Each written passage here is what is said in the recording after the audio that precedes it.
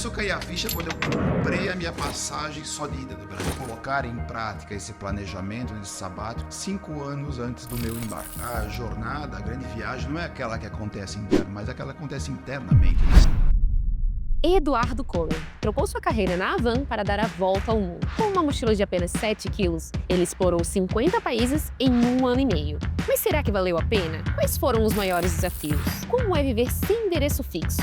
E o que será que essa experiência mudou para sempre na sua vida? Antes de responder tudo isso, Eduardo, conta pra gente. O que te fez trocar a Estátua da Liberdade da Havan pela liberdade do mundo? Bom, vamos começar então. Eu acho que ponto principal, acho que vem de encontro aos meus gostos pessoais, por exemplo. Fui uma pessoa que sempre gostou muito de leitura, assim, de ler relatos de grandes viajantes, né? Me empolgava ao ver a interação que eles tinham com essas grandes culturas, né? Gostava muito da arquitetura, de história da arquitetura, história geral, história antiga. Gosto muito de estudar religiões, né? E esses relatos desses grandes viajantes sempre me colocaram na minha mente um dia eu quero fazer isso também, né? Era algo que desde a minha adolescência vinha crescendo cada vez mais esse intuito. Comecei há 25 anos atrás a viajar pelo mundo, de uma forma inicialmente a nível de estudos, aperfeiçoando línguas, assim, fiz alguns intercâmbios, mas depois comecei a colocar a mochila nas costas e nos períodos de férias a começar a explorar o mundo da forma que eu gostaria, né? Você sentiu uma necessidade de conhecer novas culturas, de sair daquilo que você achava que conhecia para novas experiências, é isso? É isso mesmo. Eu acho que transcender o escopo no qual nós estamos inseridos, ampliar essa esfera da presença do ser, ver a vida por outros prismas, realmente por outras perspectivas, conversar com as pessoas e ver como eles enxergam a vida, qual é o conceito de felicidade deles. Sim. E isso que me empolgava cada vez mais. E chegou um ponto que esse período de férias já não me proporcionava mais o tempo necessário que eu gostaria de ter uma imersão um pouco mais profunda. Daí veio a ideia de tirar esse período, de volta ao mundo, que sempre foi o meu sonho, e também aliar essa questão com um período sabático. Acho que vale a pena descrever um pouco mais o que é um sabático. Eu tenho essa dúvida. E a gente sempre ouve sobre esse período sabático, que é não vou trabalhar, vou me dedicar realmente a olhar para mim mesmo, por assim dizer. Sim. Mas o que é de fato esse tempo sabático? Vamos falar do sabático como um termo um pouco mais religioso, judaico. Certo? Judaico. Vem do termo judaico que significa Shabbat, que é o sábado, que é a pausa. Se eu analisar, por exemplo, a nível mais religioso, mais cristão, Deus fez uma pausa depois da criação do universo. Então, nós também, humanos, precisamos de um período de pausa, de desconexão do nosso cotidiano para poder reconectar com a nossa essência. Por isso que é importante, durante a nossa vida, focar também nisso, ter um período onde você retorna para a sua essência e também para a conexão com aquilo que se perdeu durante o tempo, né? Eu acho que transcender o escopo, transcender as circunstâncias que você está inserido e ver a vida por outros prismas. Legal, eu não sabia que vinha do Shabbat. Sim, é um termo religioso. E é sagrado para o judeu, né? Sim. Se nós analisarmos, por exemplo, a própria natureza tem suas pausas, assim, a questão das estações, as colheitas precisam de pausa, e nós, seres humanos, também precisamos, né? Eu acho que foi providencial, assim, um período, por exemplo, que aliar a minha volta ao mundo também com um período de uma jornada de autoconhecimento, assim, focar realmente na minha essência e buscar me conhecer. Tem aquela frase de Sócrates que diz: conhece-te a ti mesmo. Eu acho que isso é fundamental, né? O autoconhecimento acaba sendo o alicerce, a base de todo o nosso desenvolvimento pessoal, profissional, em todas as esferas da vida, eu acho. Que interessante. E as pessoas próximas a você, elas acharam que estava ficando maluco? Elas sabiam que você ia... É uma boa pergunta. Que você ia viajar o mundo. Isso é muito interessante, porque eu comecei, na verdade, a colocar em prática esse planejamento de sabático 5 anos antes do meu embarque. Assim, 5 anos antes? Antes, eu já estava... Você planejou essa viagem agora? Sim, 5 anos antes do meu embarque. Assim, fui conversar com viajantes que haviam feito essas jornadas, por exemplo, para poder entender melhor como funcionou. Porque é melhor conversar com quem já fez. Sim. Esse vai realmente diluir teus medos, teus anseios, vai te empolgar, você vai conseguir ver com maior clareza, né? Porque se você conversar com pessoas que nunca foram, nunca fizeram, realmente o que vai acontecer? Vai aumentar ainda cada vez mais essa questão dos medos, né? Então não vai muito ajudar. Então, a partir do momento que eu tomei a decisão, daí sim eu comuniquei mais próximo do embarque. Assim. E o que falaram para ti? Realmente, assim, nós moramos numa cidade mais provinciana, então é normal que as pessoas... Não é normal ter pessoas que largam a vida estágio profissional, num estágio da vida e vão de mochila para o mundo, né? Então, isso tudo vai de encontro à visão de mundo de cada um, né? Então, muitos realmente acharam que, não, ele está louco, na verdade. Meu Deus, o que você bebeu, cara, né? Assim, do nada? Assim, do nada. Como é que você vai largar uma vida tão profissional, carreira, família, para poder se embrenhar-se para o mundo, né? Mas a partir do momento que foi acontecendo, começou a transparecer realmente tudo aquilo que eu estava planejando e começou a fazer sentido para muita gente, assim. Para você ver que são os paradigmas, né? Tipo, não, você está estável, você tem um emprego, pelo amor de Deus, como é que você vai deixar isso para viajar? Então, essa quebra de estereótipo, de paradigmas, também é um desafio. Muito, né? Demais. Eu acho que a jornada, a grande viagem, não é aquela que acontece interna, mas aquela que acontece internamente, né? Sim. Tem até uma frase de Saramago que diz que você precisa sair da ilha para ver a ilha. É isso que acontece. Nós precisamos sair de nós para nos enxergar. Então, ver a vida por um outro espírito, conversar com pessoas que pensam diferente, né? Sim. Então, isso nos traz um crescimento muito grande. Assim, é uma perspectiva diferente, né? Geralmente a gente tem aquela perspectiva de impor a nossa opinião. Você começa a virar aprendiz, né? Na verdade, essa questão de aprender a desaprender. Eu vou desver, por exemplo, tudo aquilo que através de formas dogmáticas ou até ideológicas, eu vou experienciar o mundo e ver com meus próprios olhos. Né? Eu vou reaprender a ver. E viajar é perceber que você está errado sobre diversas culturas, diversas religiões, diversos países. Você descobre um mundo realmente totalmente diferente daquilo que te contaram aqui. Né? Então, você chega nessas culturas e você percebe que é muito diferente daquilo que você está habituado ou que você estava esperando. Isso é maravilhoso. Você, assim, descobrir um mundo totalmente surpreende, diferente. Encanta, né? Até mesmo porque você não viajou o mundo como um turista, tipo, para os lugares instagramáveis, né? Você foi visitar culturas realmente, né? E como é que foi? Qual foi o principal choque que você teve aí no mundo? Assim? Assim, eu saí de casa com um objetivo de ver o maior número de culturas possíveis. Não fui atrás de números em tantos países, porque acho que essa estatística de viagem acaba racionalizando e banalizando algo que para nós é intangível. É muito mais profundidade do que quantidade. Sim. Então, trabalhar realmente essa questão da religião foi muito importante, estudar a religião mais ampla, de uma forma comparada, de uma forma mais sociológica e ver como isso influencia a sociedade, o seu comportamento, me fez ter uma abertura muito maior com as pessoas. Assim, ter uma abordagem de respeito perante elas, poder conversar de forma cada vez mais aberta para poder entender realmente o comportamento e a visão de mundo deles. Isso foi libertador. Você foi sem o dogma, mas uma visão mais de cultura, sim, de história, né? Porque as religiões também, elas contam as histórias dos povos, né? E muito se age através deste passado também, né? Qual foi o teu maior medo antes de viajar? Qual era o teu maior receio? Fala, não, beleza, planejei há 5 anos, conversei com a galera que foi, não aquela que digitou no Google, vou viajar 50 países, não. E você... Qual foi o teu maior receio, mesmo depois de tudo que você estudou? Qual foi aquele teu maior medo que você achou que você ia enfrentar, ter maior dificuldade para enfrentar? Eu acho que Eu fui viajar sozinho, na verdade. Eu e minha mochila.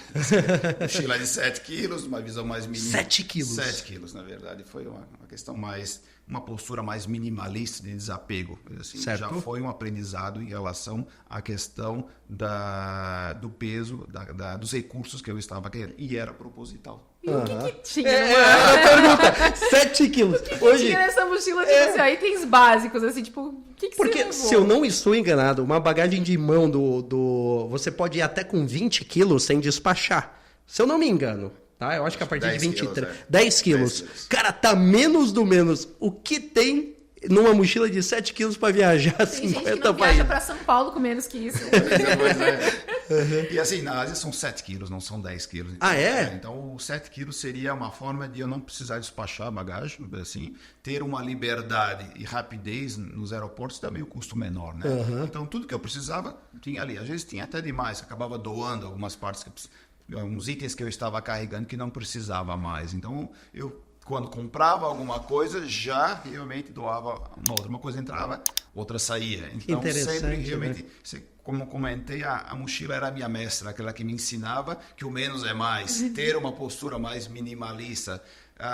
Eu compreendia o peso do materialismo, que tudo que eu comprava eu precisava carregar. Essa lição é importante. Isso é uma metáfora que nós temos na nossa vida, na verdade. Quanto da nossa vida, o peso da nossa vida está conectada com aquilo que nós carregamos, não somente material, mas situações, relacionamentos, tudo isso acaba sendo... O apego, né? Sim. Eu vi uma propaganda sobre isso, acho que era até de uma marca de tênis. E, tipo, tinha uma pessoa na esteira correndo e amarrado nos pés dela tinham vários tênis de corrida. Tipo, arrastando, assim, né? O peso do materialismo mesmo, né? Quantos tênis você precisaria pra praticar o esporte realmente? Esse tanto que você precisa. Então, tipo, e tu falou assim, eu fui vendo essa cena, assim. Ele correndo com vários, tipo assim, mais de 20 pares, assim, arrastados, né? E hoje a gente vê muito isso na internet, né? Esse desapego não é uma coisa que se pratica, né? E como é que foi aprender essa lição? Assim, foi muito importante, foi assim, libertador, acho que uma palavra que define tudo isso. Você percebe a leveza voltando para a sua mente, na verdade, né? Não somente física, mas para a mente também. Você acaba desapegando de tudo isso e torna cada vez mais leve o teu caminhar. Você pega roupa, você levou daqui. Sim. Roupa básica, escova de dente... Cara, shorts, 2 calças, sempre escolhendo os itens mais leves possíveis. Eu tinha um par de tênis, por exemplo, que era um tênis de corrida, e que eu percebi que eu não precisava daquele tênis. Assim, acabei comprando um tênis de trekking, de trilha, e acabei me desfazendo desse durante a minha trajetória. Então eu tinha um tênis que estava no meu pé, um chinelo e as roupas básicas. Assim, que interessante. Foi difícil? Não, eu já vinha praticando isso nas viagens anteriores. Eu já fui fazendo as viagens anteriores como uma preparação para o meu sabático. Como eu já sabia que eu iria acontecer, mas não sabia quando, eu já fui me preparando. Eu acho que eu não precisei esperar a minha decisão para realmente começar a me organizar. E isso, na verdade, a maioria das oportunidades que aparecem, o sucesso que nós temos, aquilo que nós chamamos de sorte, é estar realmente preparado para a situação, né? Quando eu uno a oportunidade com o preparo, isso sim nós podemos chamar de sorte, não algo que acontece por acaso, né? Então, acho que é mais dentro disso. Então, eu fui aprendendo já, as viagens anteriores já foram a minha escola e já fui tornando cada vez mais confiante para a jornada que um dia eu faria, né? Que interessante. Quando a gente fala de cultura van, né? Edu, você era um gestor de TI aqui da Van, de tecnologia, cuidava de um time, e você sabe muito que a cultura da Van fala muito de planejamento, organização. E para você ver, o Luciano tem falado ultimamente, né, que a cultura da Van não é só para a Van. Se você aplicar ela na sua vida, você também vai ter sucesso, porque os pilares que constituem ela são algo que transcendem o profissional. E a gente pode ver com o planejamento, a organização, a disciplina, né, fizeram parte disso. Edu, qual foi o primeiro país que você visitou? Eu fiz uma rápida conexão nos Estados Unidos, mas eu vou dizer que o primeiro país que realmente eu visitei foi as Ilhas Fiji, na própria Oceania, na região da Polinésia. Assim. Foi realmente um país incrível, assim, que começou a abrir as portas para o meu sabático. Assim foi. Foi o abre-alas ali, né? Sim, foi realmente. Daquela viagem interna. Tomei com consciência. A minha jornada agora está começando. Caiu a ficha lá? Sim. Começou a cair a ficha quando eu comprei a minha passagem só de ida do Brasil, coisa que eu nunca tinha. É verdade! Só de ida? Só de ida. Assim, eu tinha os primeiros 2 meses planejados da minha viagem e com passagem só de ida. Assim, para mim foi assim algo inovador. Assim, agora realmente não tem mais volta. Vamos dar o próximo passo. Daí comecei a contar para os meus gestores, para a família, para os amigos que eu embarcaria em tal data. Então, e Fiji foi o meu primeiro país assim que começou a desvelar, na verdade, a revelar toda essa jornada que eu teria pela frente. Você chegou lá e qual a primeira coisa que você fez, cara?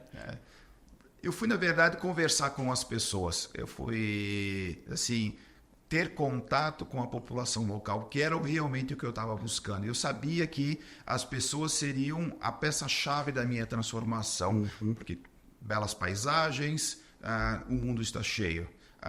Monumentos também, isso é maravilhoso. Mas, assim, é somente o pano de fundo para um espetáculo onde as pessoas são os grandes protagonistas, os protagonistas da grande mudança. Eu acho que assim. Como que as pessoas te receberam assim nos países, né? Porque eu vejo que você falando, não é só sobre você se comunicar, né? Você tem uma linguagem muito positiva e fazer isso sem abrir a boca, né? E receptiva também, né? Como que você trabalhou isso, assim, para realmente conseguir que eles te recebessem não como um turista, e sim como uma pessoa que estava ali para aprender com eles? É porque eu não estava de férias, não era uma viagem de férias, eu estava morando na estrada, é totalmente diferente. E as pessoas veem uma pessoa chegando com mochila e já tem muitas curiosidades, porque muitas dessas pessoas, elas nunca tiveram a oportunidade de sair dos seus vilarejos, então elas querem realmente saber como é o mundo lá fora, da onde você vem, por que você está viajando. A curiosidade vem deles também. Então é recíproco, então isso legal. abre muitas alas para conversas, né?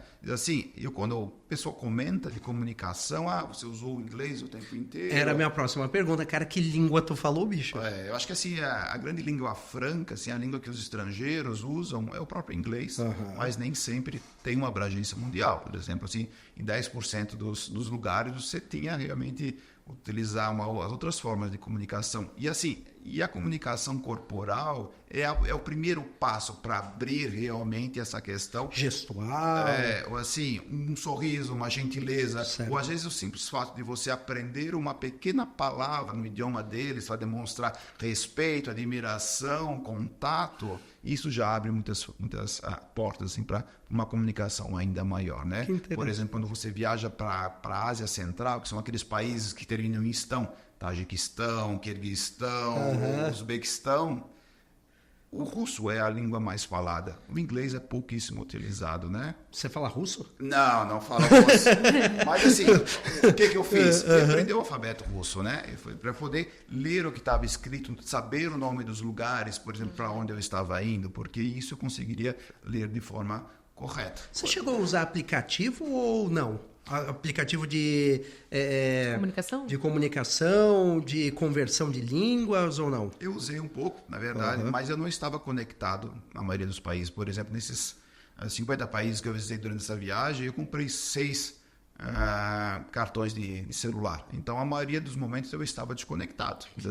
Que era um dos propósitos, a desconexão, né? Para se conectar, né? Isso. De verdade. Isso, para poder realmente estar presente, na verdade, nos ambientes que eu estaria realmente interagindo. Uma curiosidade aqui, várias, né? Porque isso é um assunto que empolga. Você, quando fez o seu planejamento, você reservou hotel?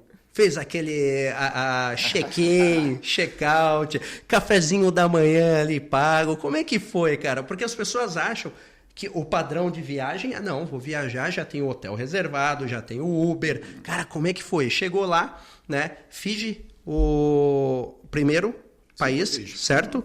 E aí você já tinha hotelzinho reservado, tinha onde dormir, como é que foi? Na verdade, eu não ficava em hotéis. Na verdade, eu ficava em albergues, assim, quartos compartilhados. Certo. Porque ali eu saberia que eu encontraria maior número de viajantes abertos para troca de ideias. Por exemplo, compartilhar esses ambientes me fez aprender muito sobre o mundo. Você estava focado nisso, né? Então, o hotel ela tem apesar de todo o conforto, ele tem um comportamento mais protocolar. Você não interage com os outros hóspedes.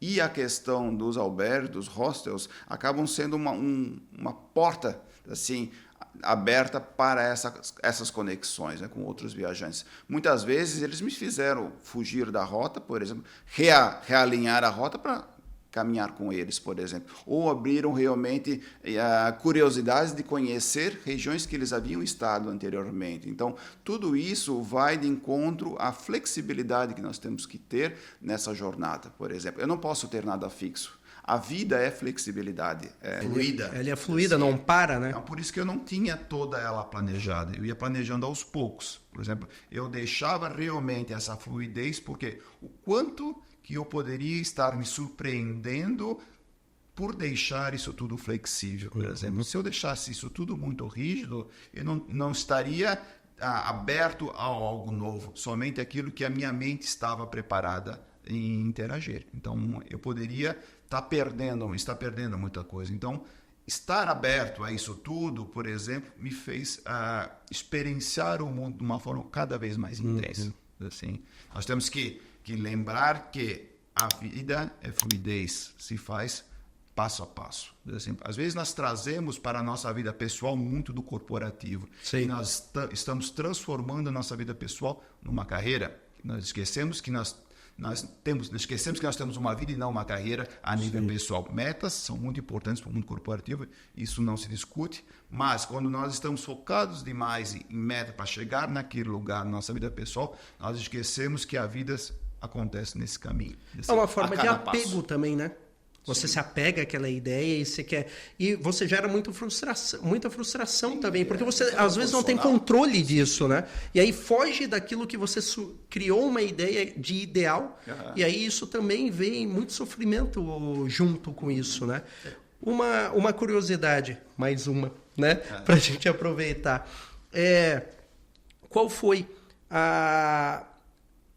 Qual é a religião predominante ali em Fiji e o que você aprendeu nesse primeiro país que você visitou? Por exemplo, em Fiji, eles foram colônia da Inglaterra, uma colonização britânica. E ali vieram vários indianos assim, colonizar também a ilha. Então, a presença do hinduísmo também é forte, a questão do cristianismo e também da religião islâmica. Então, há um sincretismo religioso muito interessante, muito intenso. O colorido dos hindus, assim, com a questão do cristianismo. Cada ilha tem a sua...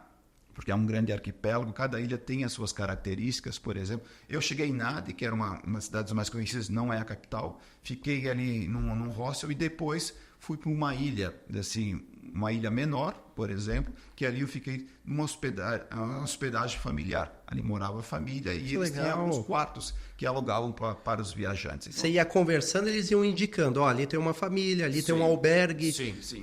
Então, essa questão de deixar flexível realmente me fez ter experiências fascinantes. Então, em Fiji foi muito disso, né? Então, ali eu comecei a me conectar com outros viajantes, assim, começar a me preparar para a jornada que vinha pela frente. Então, todo dia de manhã eu dava a volta na ilha, por exemplo, nascia, via o nascer do sol, o pôr do sol, às vezes ia mergulhar, assim, que tinha barreira de corais ali próximo. Então, foi um momento assim que começou a decantar toda aquela agitação do mundo corporativo para poder começar a reconectar com a minha essência. Porque você foi, mas aquilo ainda estava em ti, né? Precisou decantar uma palavra boa, né?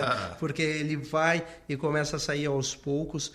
E depois de lá, você foi para onde? Você não tinha, por exemplo, planejado assim, vou ficar 2 dias aqui, depois vou 3 dias. Você sentia que aprendeu o que você precisava aprender e ia? Como é que funcionava? Por exemplo, eu saí com os 2 primeiros meses já planejados. Por quê? Porque posteriormente eu iria para Nova Zelândia e uma conexão também rápida na Austrália. Acabei ficando em Sydney. Então, esse período eu precisava ter planejado, inclusive, com voos por causa dos vistos. Então, eu precisaria ter isso organizado. Mas, a partir dali, já que eu tinha um pouco mais de... não teria tanta rigidez, por exemplo, de ter um voo de saída de cada país. Eu chegava num país, eu não sabia quanto tempo eu ia ficar. Eu chegava numa cidade e eu ia descobrindo aos poucos. Às vezes, reservava para 1 ou 2 dias o hostel, por exemplo, e ia realmente, vou ficar mais uma semana, gostei. E como que era essa decisão que você tinha pra, tipo, aqui eu acho que já deu, vou pro próximo? É uma coisa de sentimento. É mais intuitiva. Sim. Na verdade, aqui realmente eu preciso ficar mais para absorver um pouco mais da cultura. Eu tenho viajantes locais que eu conheci que eu poderia estar aproveitando melhor essa oportunidade de crescimento. Tanto cultural como pessoal. Então, era uma coisa mais intuitiva, assim, que eu... Você tem algum lugar que foi favorito, assim? Eu imagino que é uma pergunta bem difícil de fazer, eu acho. Mediante um monte de coisa que você deve ter visualizado. Ainda mais agora que ele não tá apegado às coisas. Mas tem algum, assim, que você se identificou mais, que você gostou mais? Assim, eu vou contar sobre um país e toda uma história que está ligado a ele, né? Um dos pontos assim que eu vejo crucial no meu desenvolvimento durante essa etapa foi o ato de aprender a desaprender, como dizia Fernando Pessoa, e ressignificar muita coisa, né? Eu já havia ido para a Índia anos atrás, acabou não sendo uma experiência muito interessante por causa da intoxicação alimentar, certo? Mas que... A primeira vez que você foi? A primeira vez. Assim, a Índia não estava nos meus planos. Mas quando eu estava no Laos, que foi uma cidade, em Luang Prabang, que foi uma cidade que acabei ficando 20 dias lá e acabei voltando depois, eu conheci um amigo, um viajante francês, que ele iria para a Índia fazer um retiro no sul, daí na região de Kerala. E ele contando como seria, e me impressionou essa experiência. Por que eu não poderia ter também essa oportunidade de experienciar tudo isso? E eu tomei a decisão, eu vou para a Índia novamente. Assim. Ele fazer o retiro do que ali? Na verdade, é um ashram, assim. Ali, na verdade, existiam práticas de meditação, rituais religiosos, havia a guru, que é um guru muito importante, e eu teria contato com a comunidade local. Assim, a comunidade local, além de participar desses rituais religiosos, eles também tinham suas refeições no próprio ashram, né? Que legal. E eu participando de todo esse ambiente. Para mim foi fundamental. Tínhamos as meditações, tínhamos aulas de yoga e outras oficinas, fazíamos trabalhos voluntários, então foi um momento de entender um pouco mais a questão da religiosidade e o papel do guru na sociedade indiana. Mas, além disso tudo, eu disse, eu vou para a Índia, mas eu vou esquecer tudo aquilo que eu vivi e me colocar a viver algo novo. E, assim, isso foi fundamental, porque eu fiquei depois 5 semanas na Índia, certo? Caramba. E voltei apaixonado, saí apaixonado por esse país. Então, às vezes precisamos dar a segunda chance, né? Para poder ressignificar tudo isso. Isso também me ensinou bastante. Então, hoje, a principal culinária que eu mais adoro é a indiana. A interação que eu tive lá foi incrível. Fiz muitas amizades. Utilizei transporte público dos mais diversos. É aquela doideira ali que a gente vê, TikTok, né? Passa um monte de coisa, cara. Os trens, ônibus. E não bate, né? Não, é incrível, cara. Chega um ponto que você está tão íntimo com um caos que você consegue enxergar a beleza nisso todo, né? Assim, você acaba tornando cada vez mais o teu poder de adaptabilidade de uma forma assustadora. Assim, você começa a se adaptar de uma forma tão veloz que é impressionante. Você está numa sociedade totalmente caótica, você se adapta e enxerga beleza naquilo tudo. Daqui a pouco você vai para uma outra cidade, um outro país, com outra religião, com outra culinária, você se adapta. Então, esse poder de adaptação é uma das ferramentas que uma das habilidades que eu desenvolvi rapidamente durante essa viagem. Caramba, isso também, quando eu te fiz o convite ali, que eu fiquei sabendo que você estava no Brasil, eu falei, não, pelo amor de Deus, precisamos convidar o Edu para vir transmitir os conhecimentos e experiências, porque não é... Olha, eu não conheço pessoas que possam ter já cogitado a possibilidade de conhecer 100 países. Né? Então, isso deve trazer muito conhecimento. Eu falei, não, a gente tem que transmitir isso. E, cara, é incrível. E você falou uma coisa que ficou na minha cabeça, que era, eu desenvolvi aquela frase que você falou, cara, eu tive a oportunidade de desenvolver várias skills pessoais e profissionais, né? Quais são essas skills que você falou que você conseguiu desenvolver que servem tanto para a vida pessoal como para a profissional? Você deu um exemplo agora, né? Essa questão de adaptação à mudança, né? Com uma maior facilidade. O que mais você desenvolveu ali? Quando você sai, por exemplo, para uma viagem com o intuito de sabático, você foca muito nessa questão de ampliar a esfera da presença do ser. Assim. É uma escola para as questões do espírito. É realmente uma forma de transcender o escopo que você está inserido e te colocar fora da tua zona de conforto. Isso é uma escola muito grande, na verdade, né? Isso te traz cada vez mais resiliência, te traz muita autorresponsabilidade, que é algo que é fundamental, tanto para a questão pessoal e profissional. Na verdade, você desenvolve habilidades que transcendem o teu pessoal e acabam sendo utilizados para toda a tua vida, inclusive, principalmente para o profissional, na verdade. Vamos falar o foco em solução. Você não está mais focado em problema. Acontece qualquer coisa, você quer encontrar uma solução de Você nem tem tempo, acho que, para isso. Mais rápida possível para seguir em frente, né? Você descobre que o problema não é o que acontece, mas como você reaciona, como você reage diante dele. Então, isso realmente é fundamental na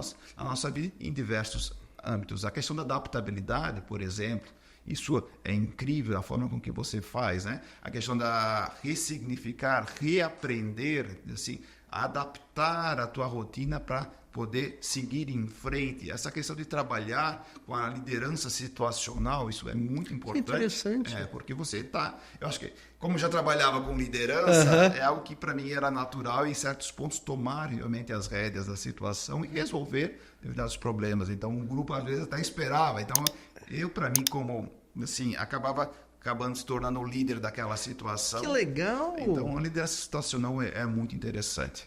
Então, a questão do foco em solução e assim por diante. Podemos falar então que o Edu agora é um gestor internacional, cara. O cara liderou grupos por diversos países, né? Que legal. E o engraçado é que tudo isso que você falou aqui, citou, né? Autorresponsabilidade, essa questão do problema-solução. São coisas que a gente tem trazido pessoas de diferentes áreas aqui no podcast e eles vêm falando isso, tipo, como situações onde aplica aquilo e resolve situações mesmo da vida profissional, de como isso vai ajudar realmente a construir a tua vida, na verdade, né? E cada vez mais a gente está entendendo que é isso. É na vida, no trabalho e as conexões com as pessoas. Cada vez mais se fala muito que um dos grandes segredos é se conectar. Perfeito. É verdade isso, na sua concepção hoje? Certamente. Eu acho que se eu analisar, por exemplo, os grandes aprendizados que eu tive durante essa viagem foram a conexão com pessoas. Por exemplo, elas me fizeram enxergar a vida por outras formas. Vi a vida pulsar em outros ritmos. Assim, ouvir as suas histórias é algo que eu desde o princípio já estava programado. Eu queria ter tempo para ouvir a história de vida dessas pessoas. As pessoas mais humildes são aquelas realmente que mais te ensinam, né? As pessoas locais, assim, o verdadeiro sentido da própria felicidade estava brotando assim do olhar deles mesmo. Na maior pobreza, mas com um sorriso no rosto. Isso nos ensina bastante, né? Assim, essa questão da simplicidade, da humildade, isso é uma grande escola. E, repito, as pessoas são os maiores protagonistas dessa mudança. É o maior patrimônio cultural, por assim dizer, né? Sim. Você fez registro, tipo, escrito dessas histórias ou não? Só, tipo, realmente ouviu, parou para ouvir? Não, eu tenho realmente o meu diário de bordo, assim... Diário de viajante. Diário. Assim, muito chique assim, esse lugar. Então, não é fácil manter isso atualizado durante a viagem. Sim. Assim, mas eu também tenho outros registros. Por exemplo, maioria dessas conversas que eu achei muito importante, eu tenho isso relatado. Os principais pontos dessa conversa, aquilo que eles me fizeram enxergar, os novos conhecimentos que me passaram e que também, posteriormente, me fizeram ir atrás realmente de mais estudos relacionados a isso. Eu acho que isso é fundamental. Eu ia te perguntar isso, se depois de vivenciar alguma coisa, né, você meio que... às vezes a gente tá no meio de uma situação, né, tem um aprendizado que a gente não consegue enxergar de imediato, mas depois que tu passa assim, tipo, opa, eu aprendi isso naquele momento e não me dei conta. Teve algum aprendizado que foi assim?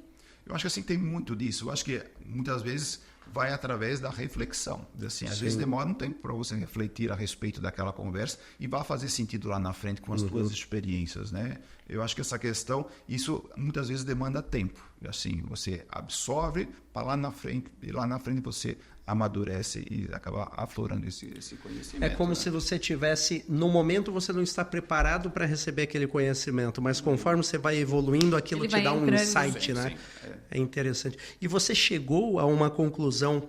O que era felicidade para o Eduardo antes de viajar e o que é o conceito de felicidade hoje, Edu? Mudou? Mudou totalmente. Eu acho que assim, hoje o meu conceito de felicidade está muito relacionado com a liberdade, assim, com a questão do desapego, com essa questão da simplicidade, realmente. A felicidade, ela não tem o como, o que, o onde, o porquê. Ela é o que é. Ela é interna, assim.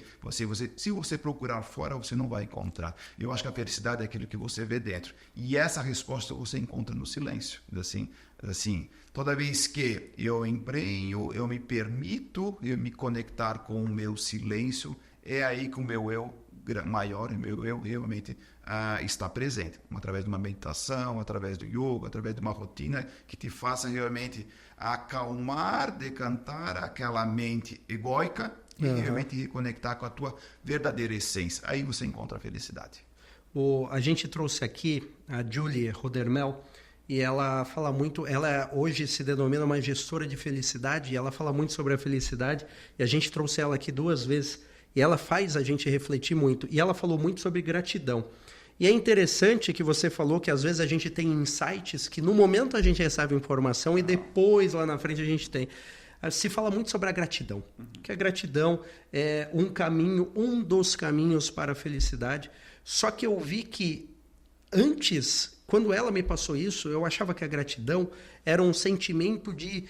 Ele despertava um sentimento de reconhecimento pelo que eu tinha. Mas, na verdade, hoje, para mim, a gratidão é estar presente. Quando eu consigo ser grato ao que eu tenho nesse momento, eu estou saindo de lá do que eu não tenho ou do que eu tive e estou indo para o momento presente. Eu acho que essa também é uma lição importante. O ser, estar presente. E você pôde vivenciar isso em diversos países, só que esse estado das pessoas de simplicidade. Não é a riqueza em si material que faz as pessoas felizes. Você viu isso na prática? Eu fui para diversos países, realmente, economias bem fracas, que tinham uma pobreza muito grande, como a própria Índia, o Nepal, Sri Lanka, Laos, Camboja, e realmente presenciei muitas vezes a própria miséria humana, assim, mas em nenhum extremos assim. Sim, um contraste violento entre o rico e o pobre. Mas em nenhum momento também encontrei a tristeza neles. Sempre felizes, por exemplo. Então, te recebiam com sorrisos, às vezes queriam saber de onde você vinha e queriam compartilhar a sua história de vida. Então, realmente, isso me faz cada vez ser grato. Acho que gratidão é um dos alicerces para uma vida feliz, com certeza. Era o que eu fazia diariamente, agradecer a oportunidade de estar realmente aprendendo durante essa jornada. Mas, assim, você vê claramente a felicidade através da forma mais simples. Essa é uma felicidade pura, né? Legal. Você teve uma experiência interessante no Iraque também, né? Aquilo te marcou, né? Conta um pouquinho pra gente. Foi também conexão com pessoas, né? Certo. O Iraque, na verdade, não estava nos meus planos. Mas, assim, eu acabei realmente indo para lá porque eu tive uma curiosidade de conhecer um pouco mais sobre o povo curdo. Não estava nos seus planos o Iraque? Não estava. E como é que ele veio assim que surgiu? Assim, eu comecei a conversar com outras pessoas que eram dessa região, certo? E com isso me veio a ideia de por que não conhecer? É uma cultura tão interessante. O povo curdo é o maior povo sem nação do mundo. Então, eles estão espalhados, por exemplo, entre a Turquia, a Síria, Iraque, Irã e uma parte também ali da Armênia. E no norte do Iraque é onde eles têm uma autonomia muito mais evoluída. Então, ir para lá seria uma forma de conhecer a cultura local. Então, acabei entrando no Kurdistão iraquiano e, ao caminhar por um mercado público, um rapaz acabou me oferecendo uma amostra de café. Assim, aceitei, assim, e ele começou a conversar, falava um pouco inglês e pediu para trocar nossos contatos. Assim, do nada, assim? Sim. Que a gente sabe que não é do nada, mas... nada acontece por acaso, né? Então, ele começou a contar um pouco mais sobre o trabalho dele e pediu para trocar um contato. Então, nos despedimos, acabamos depois ele enviando uma mensagem para mim e pedindo se eu gostaria, me convidando para tomar um chá depois do trabalho dele, já que eles não bebem bebida alcoólica, então... Nada de álcool? Não. Assim, a maioria dos países muçulmanos mais tradicionais, eles não consomem álcool. Isso tem a ver com a religião de lá? Sim. Então, nos encontramos e ele começou a contar um pouco sobre a história da vida dele. Ele era um refugiado, assim, ele era da Síria, que aos 17 anos veio para o Iraque, para a capital do Kurdistão, Erbil, como exilado, certo? Ele precisou fugir do país, por exemplo, para não entrar no serviço militar e ir para a guerra.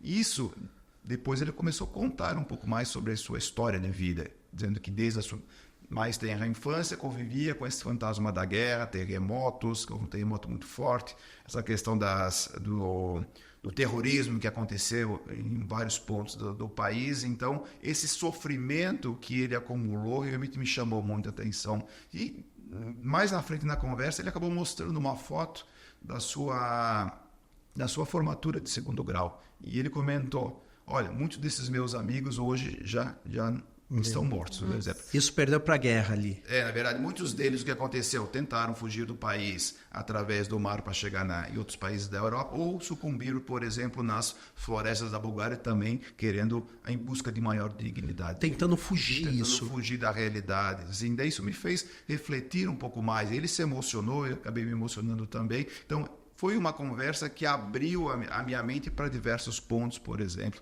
o papel dos refugiados, assim, eles estão em busca de maior dignidade de vida, acabam sendo vítimas de uma situação que não compete a eles, por exemplo. E ele me disse, hoje o meu maior infortúnio é ter nascido sírio, tenho um dos piores passaportes do mundo e não consigo progredir na vida porque hoje o próprio ser sírio acaba me impedindo de muitas coisas. Caramba, então foi uma ele história... saiu, mas ainda carrega isso com ele. Sim, porque ele não consegue, ele tem uma vida estagnada por causa disso. Nós nos tornamos amigos, conversamos semanalmente e isso me fez abrir a mente para outras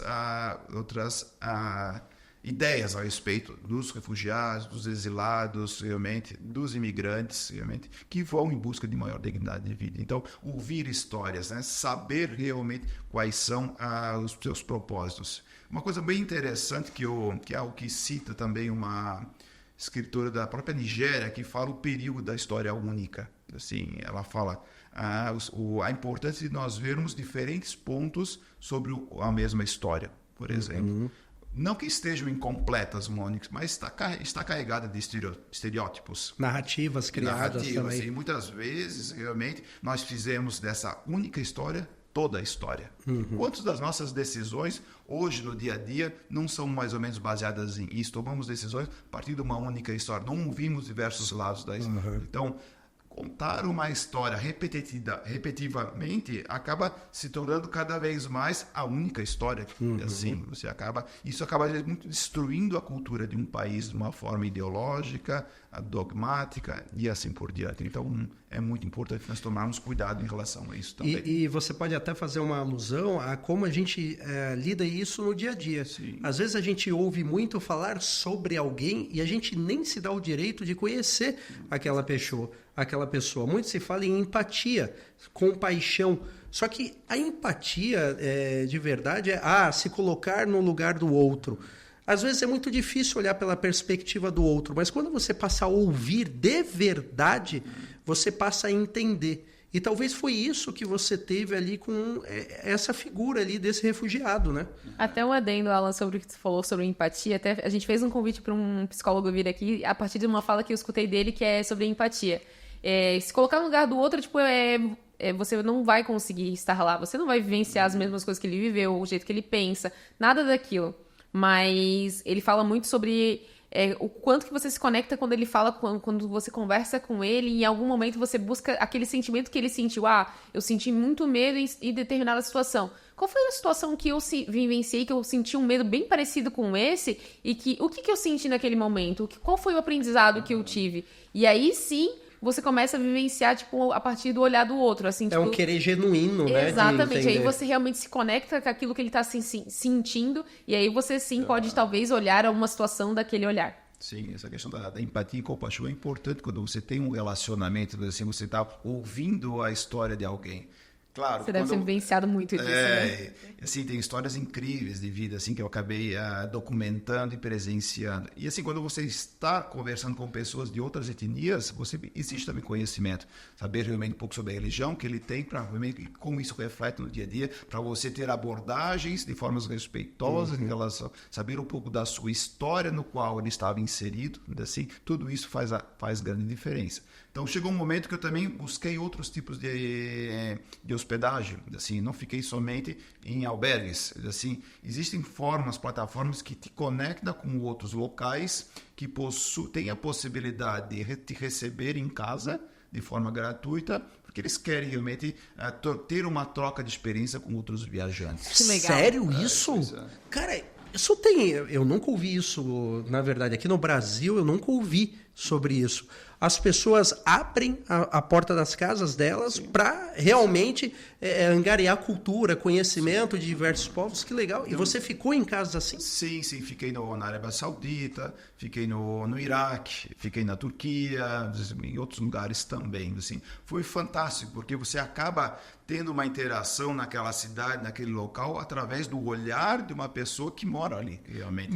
Totalmente diferente. E é uma perspectiva até familiar, né? Você sai de um âmbito só de conversar com um turista ou alguma pessoa e você passa a conviver da rotina das pessoas, como elas lidam ali, né, cara?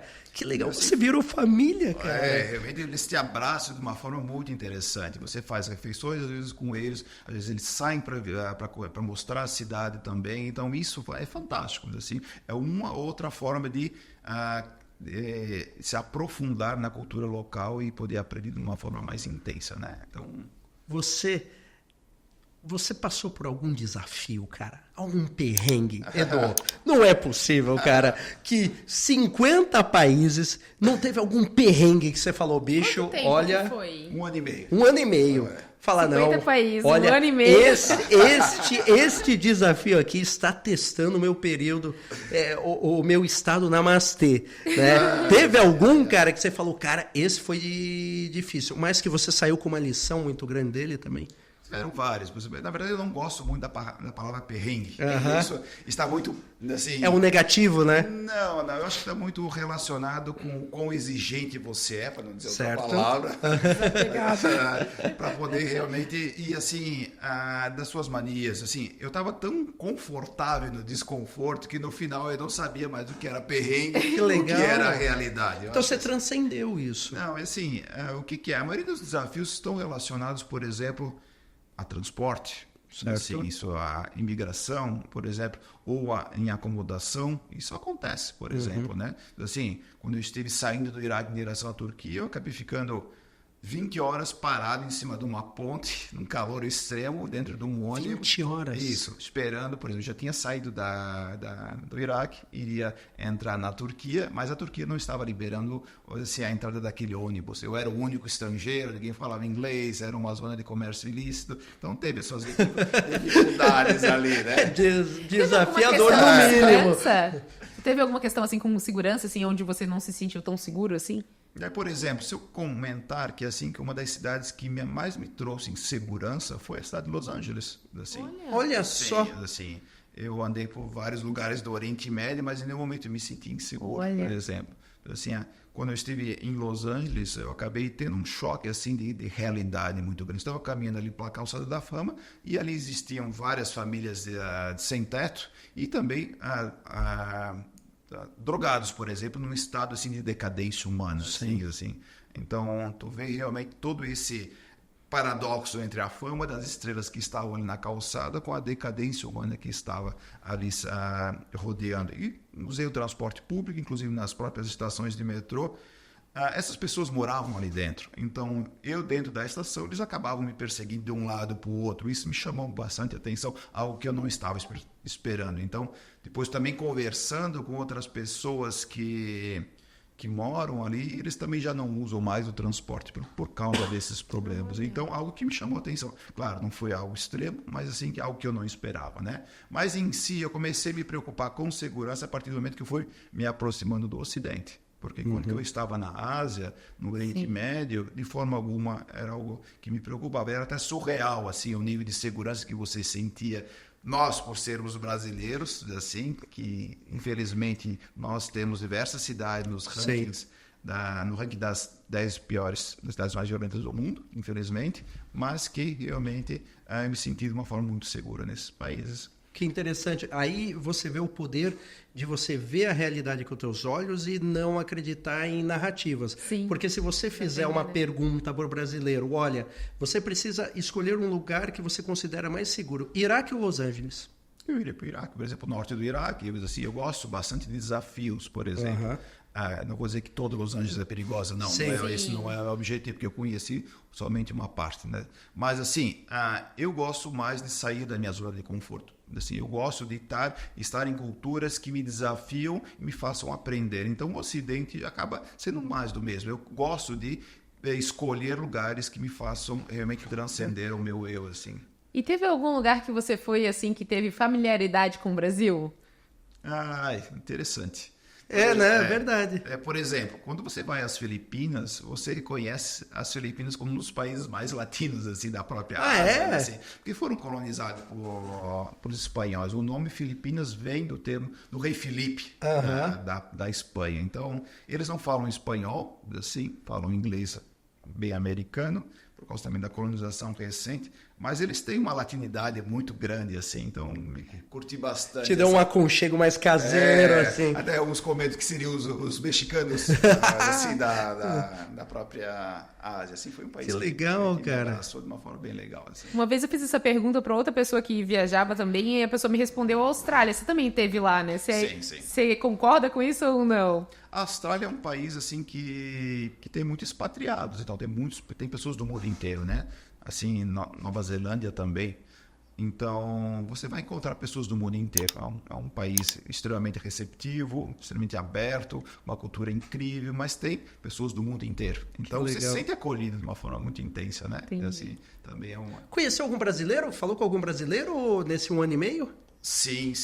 Mas assim, eu fiquei meses e meses sem encontrar brasileiros. Porque não era uma rota assim que muitas vezes você acaba encontrando. Encontrei, claro, em Bali, na própria Tailândia, quando comecei a me aproximar, por exemplo, já do Ocidente, na Turquia, você acaba encontrando. E era uma esfera mais turista, né? Às vezes você encontrava brasileiro turistando?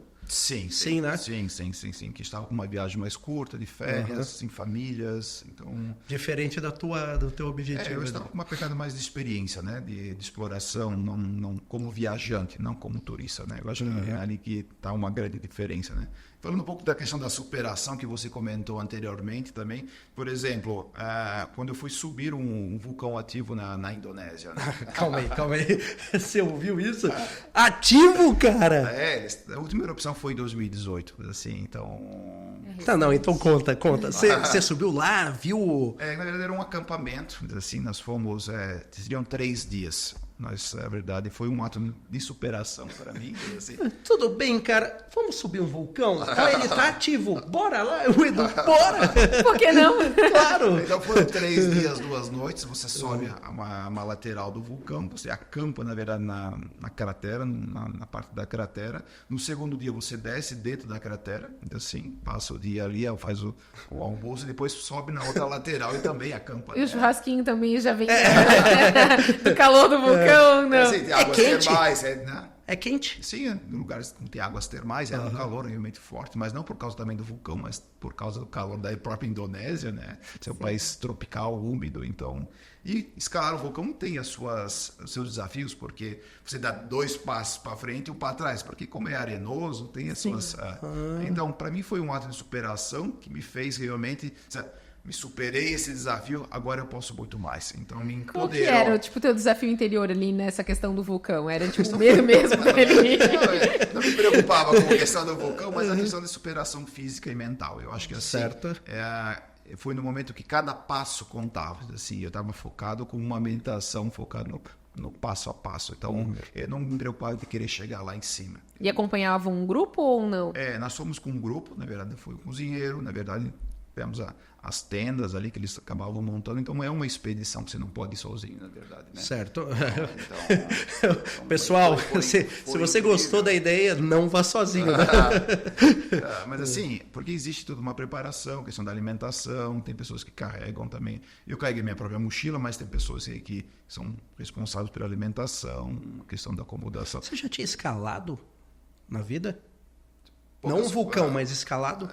Foram poucas caminhadas que eu tinha feito aqui na Patagônia, em outros lugares, Atacama, mas nada muito intenso. Mas foi a primeira mais assim, de uma forma mais hard, um pouco mais intensa, assim, né? Depois tiveram outros também momentos que eu fiz pelos Himalaias também, que foram de 12 dias através dos vilarejos na região de Annapurna, assim, no alto dos Himalaias, onde estão os vilarejos tibetanos, também foi uma experiência fascinante. Isso não estava planejado, né, Edu? Não. Você não falou assim, nesse 1 ano e meio eu vou visitar escalar um vulcão, né? Quais outras coisas mais que não estavam planejadas? Porque isso é uma experiência única, eu acho que você vai levar para o resto da vida. Qual outra experiência que não estava planejada que você falou, cara, fenomenal, assim, diferente? Por exemplo, quando eu fui ao Quirguistão. O Quirguistão é um país ao lado do Cazaquistão, Uzbequistão, na Ásia Central. Então, ali eu tive a oportunidade de ir conhecer e também ficar hospedado naquelas tendas mongóis, chamadas yurts, das famílias nômades do Quirguistão. Por exemplo, nós pegamos um cavalo, sim, foi durante 6 horas. Caramba, cara! Que nós fomos até uma planície, as steppes, assim, do Quirguistão, no interior do Quirguistão. Nós ficamos ali durante 2 noites ali hospedados, né? Ali tendo uma experiência nômade dentro do total, assim. Isso, Então foi muito interessante, não tinha energia elétrica, não tinha chuveiro. Assim, nada. Então, fogo na pedrinha? Não era pedra. Gravetinho? Não, na verdade eram excrementos de animais. Eles usavam para aquecimento, tanto apesar de ser verão, o aquecimento dentro desses yurts, mas também para a cozinha. Então eles fazem interessante. Fogo. Na Índia também eles fazem, em vários países. Então eles secam, na verdade, os excrementos dos animais que eles têm e fazem fogo com isso aí. E eles caçam? Eles têm os seus rebanhos, né? Assim, eles têm bovinos, eles têm essa questão dos yaks, que são aqueles bovinos das altitudes, assim, peludos com galhos grandes, mas eles têm assim, outros tipos de alimentação. Carne de cavalo também era muito presente. Carne de cavalo, que interessante. Então foi realmente... Eles consomem muito esse tipo de... Então, o leite, muitas vezes, da égua também eles usam, assim, que é um leite forte, assim, que acaba experimentando pelo caminho também, que faz parte da alimentação. Então, são coisas que você não esperava. Que legal, que cara. você não esperava, que você, a partir do momento que você tem flexibilidade, você acaba abraçando, assim, essas situações, né? Você tem que estar disposto, Sim. Né? Porque o que... Eu te fiz a pergunta ali do desafio, e qual foi o maior perrengue, né? E você expôs de uma maneira, assim, muito consciente e que me fez refletir aqui, que muitas vezes a gente enfrenta desafios e perrengues porque a gente olha dessa perspectiva.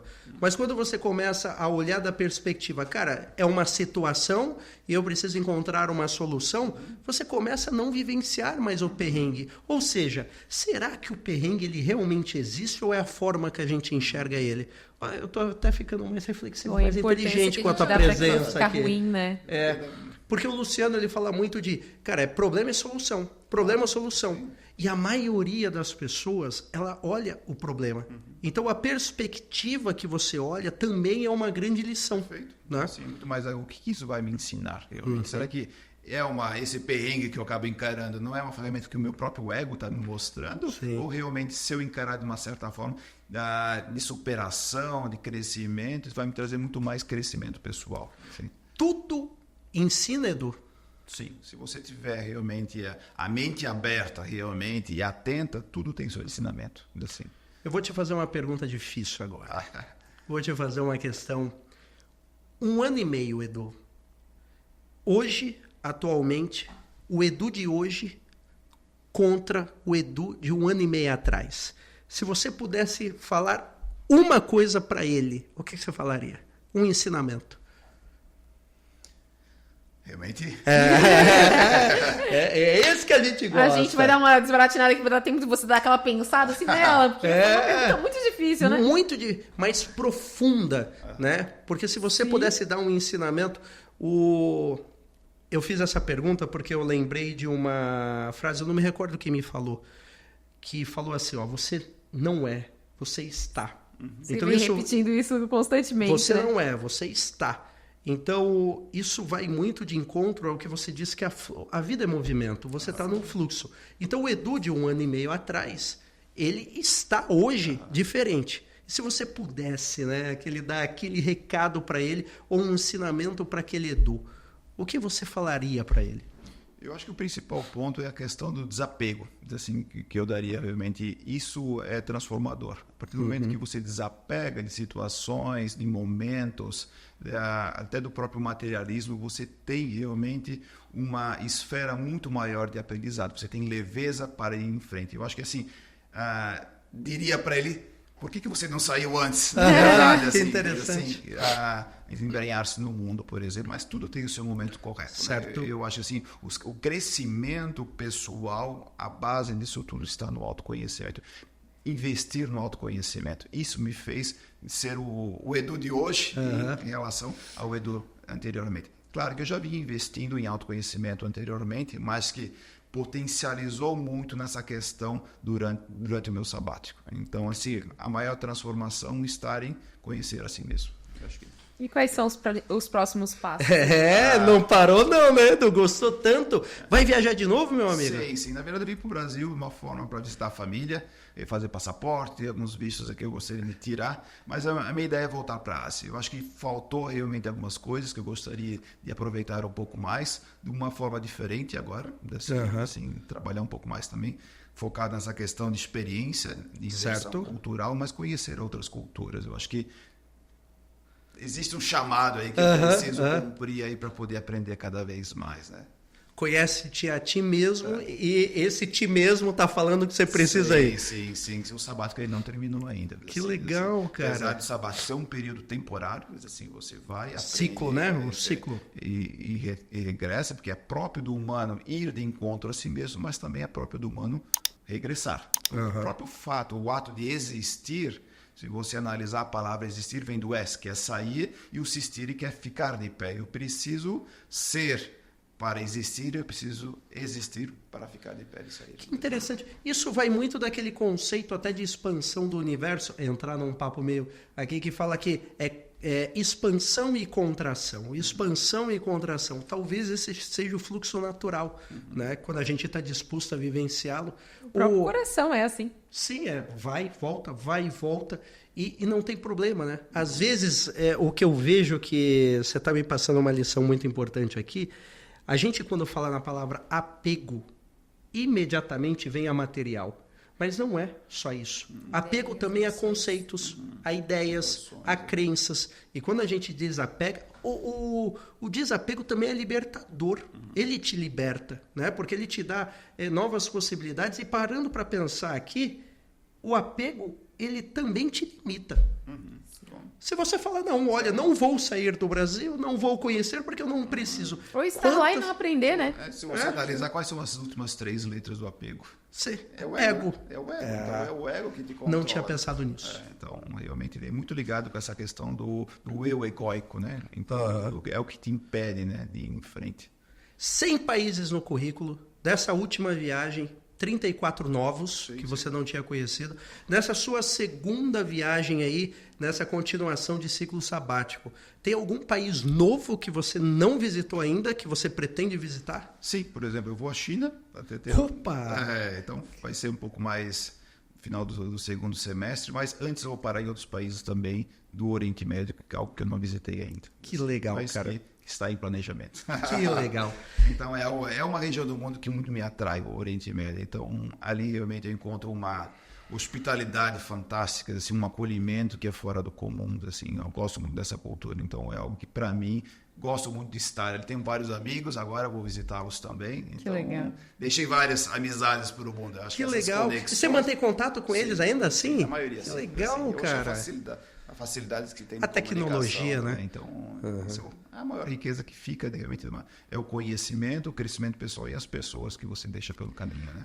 Cara, eu São queria... poucas as atualizações que você faz no Instagram, mas eu lembro de uma que você Ah, fez, gente, eu acompanhei todas, né? Tipo, você tava no meio de um rebanho, e o rebanho tava atravessando a rua e você ficou esperando, assim, tipo, o rebanho É passar. verdade, Eu lembro, é assim, acho que verdade. demorou um tempo até esse Sim, rebanho sim, sair. E eu tô aqui esperando o rebanho sair. Quando ele sair, né? E quem quiser te conhecer mais, pode te seguir no Instagram pra Sim, acompanhar claro. essa viagem pelo mundo? Perfeito. Assim, acho que é importante, acho que um dos meus compromissos durante essa viagem e no meu regresso também é poder compartilhar um pouco desse conhecimento, mostrar para as pessoas um mundo realmente que é pouco falado aqui ou falado de uma forma incorreta. Então, acho que assim, é interessante que abrir o olho para novas realidades, né? E quando você fala em tempo, eu sempre dizia que o tempo era a moeda mais preciosa que eu tinha, assim. Tempo, na verdade, é uma moeda que não tem preço, na verdade. Ninguém pode comprar. Então, eu podia escolher da melhor forma possível. Então, para isso, me fazia a pessoa mais afortunada do mundo. Assim, Olha só. Então, eu vivia com um orçamento baixo, mas eu tinha o tempo ao meu favor. Eu podia escolher a melhor forma de desenvolver o meu pessoal, por exemplo. Assim, escolher atividades que me façam enriquecer ou que façam conhecer novas culturas. Então, isso é fantástico. Caramba, é uma quebra de vários paradigmas. Eu queria, do fundo do coração, Edu, agradecer você ter aceitado o nosso convite de vir para cá, né? Literalmente, hoje, você só não nos ensinou, e tenho certeza que ensinou as pessoas que nos ouvem, mas você também expandiu a nossa consciência. Quebrou certos conceitos. Eu acho que isso é o que mais precioso a gente tem, que vai carregar para a vida. Infelizmente, a gente vai caminhando para o final, né? Porque o nosso tempo, ele, para falar tudo o que a gente precisava aqui, ele é mais curtinho. Mas a gente ainda vai te colocar em mais uma situaçãozinha, né? Então, eu sempre falo que aqui, né, Carol? Aqui, essa câmera aqui é como se fosse a alma das pessoas que nos ouvem, né? Tem a oportunidade de transcender a tela e passar uma mensagem importante. E agora, não é a mensagem de Edu para Edu, mas de Edu para o mundo, para os nossos ouvintes. Qual a lição ou o ensinamento que você falaria e transmitiria para as pessoas que nos ouvem agora? Olhando aqui, ó, para tocar bem na alma dos nossos ouvintes. Eu acho assim, que o maior investimento que você pode fazer na vida é realmente mergulhar na questão do autoconhecimento. O autoconhecimento, o conhecer-se a si mesmo, vai ser realmente o alicerce, assim, um dos grandes pilares que vai te fazer crescer em diversos aspectos da vida. Você vai poder escolher melhor as tuas aptidões, focar na questão das tuas... Da questão profissional focado na sua essência, assim, tudo isso vai realmente repercutir em torno desses pilares. Então, focar na questão do autoconhecimento, inteligência emocional, vai fazer toda a diferença na sua vida, que é o que fez para mim e que está fazendo para muitas pessoas. Que legal, cara, que legal. É fenomenal. Eu me empolgo com isso, porque essas palavras, quando transmitidas com verdade e experiência, ela tem a capacidade de conectar e transformar. E eu me sinto transformado, cara, de verdade. Gratidão por você ter aceitado o nosso convite. E a gente fala muito aqui, né, Carol, que o conhecimento é o verdadeiro poder. Por quê, Carol? Quem sabe o que quer, né, Alan? Pode mais. Pode mais. Valeu, Edu. Obrigado. Obrigado, pessoal, obrigado por estar aqui.